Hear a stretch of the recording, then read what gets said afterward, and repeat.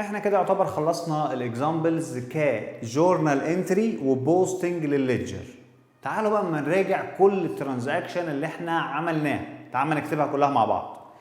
تعالوا اما ناخدها من الكاش، هنفتكرها مع بعض من الكاش. ال 10000 دي جت امتى؟ ده استثمار من المالك، فاحنا قلنا الديبت ايه؟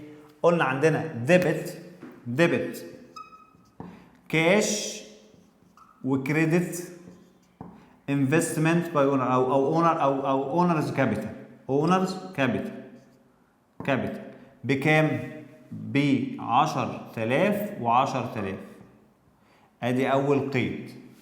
تعالى اما نشوف ده 1200. فاكرين لما جالي فلوس 1200 كاش بس انا لسه ما قدمتش الخدمه، فبالتالي التزام عليا، فقلنا الديبت كاش كريدت unearned revenue بكام؟ ب 1200 و1200. القيد اللي بعده انا دفعت اشتريت معده equipment، فقلت من حساب debit equipment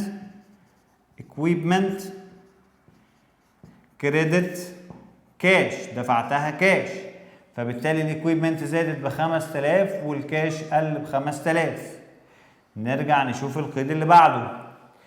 انا دفعت ايجار 900، فقلت ديبت رنت اكسبنس كريدت كاش ب 900. انا براجع بس معاك الحركات اللي احنا عملناها، ده مراجعه مش اكتر من كده. بعد كده دفعت انشورنس بوليس التامين هستفيد بيها للمستقبل، فقلت من حساب البريبيد. تعال نسجل هنا. قلنا بريبيد اكسبنس او انشورنس اكسبنس ديبت كريدت كاش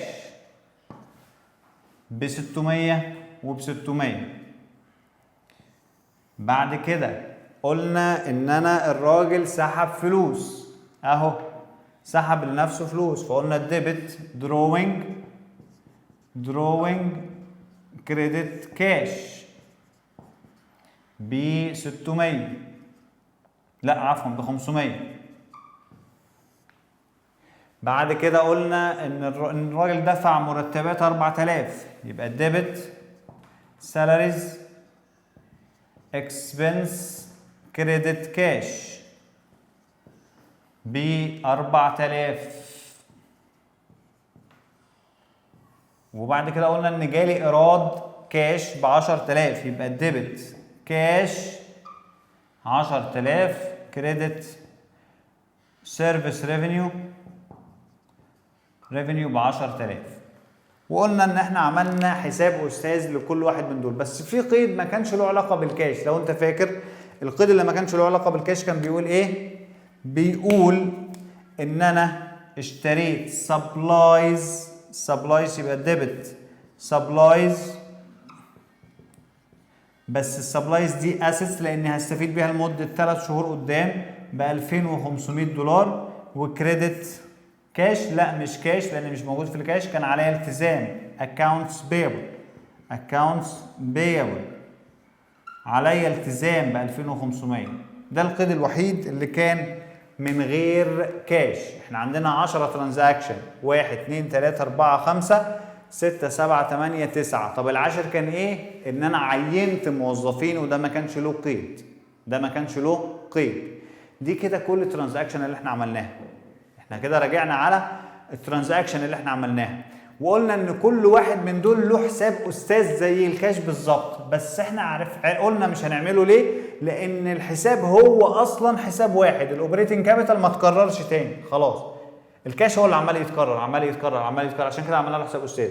انما الاونرز كابيتال هو مره واحده، ان ايرند ريفينيو مره واحده، الايكويبمنت مره واحده، الرنت اكسبنس مره واحده، السبلايز مره واحده، بريبيد انشورنس مره واحده، الدروينج مره واحده، السالاريز اكسبنس مره واحده، السيرفيس ريفينيو مره واحده. فما عملتهاش عشان كده. هو المفروض نعمل له حساب استاذ زي ده بالظبط، بس هيبقى هو رقم واحد في الحساب، مش هيبقى فيه زي كده رايح جاي، مش هيبقى فيه كده. فاحنا هنكتفي ان احنا عملنا كده ايه؟ الجورنال، والمفروض انت فاهم ان بيتعمل له ليدجر، بس الليدجر حركه واحده فهنعملها ايه؟ مش مهم ان احنا نقعد نعمل تي اكونت وحساب ونكتب حساب رقم واحد. لما يبقى في اكتر من حركه لازم نعمل حساب كده نتفرج عليه يعني على السبوره يبقى شكله عامل ازاي.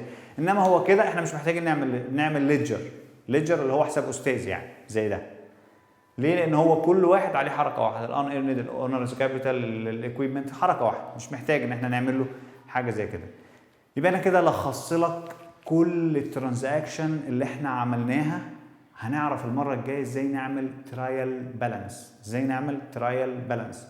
الكلمه الجديده عليك اللي هو ميزان المراجعه، اللي هو مرايه الشركه اللي انت لما بتخش اي شركه تقرا ميزان المراجعه تفهم كل حاجه جوه الشركه دي فيها ايه بالظبط.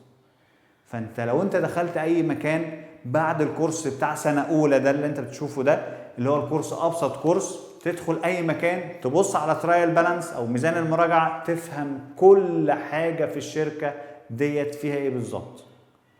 اشوفكم الفيديو اللي جاي.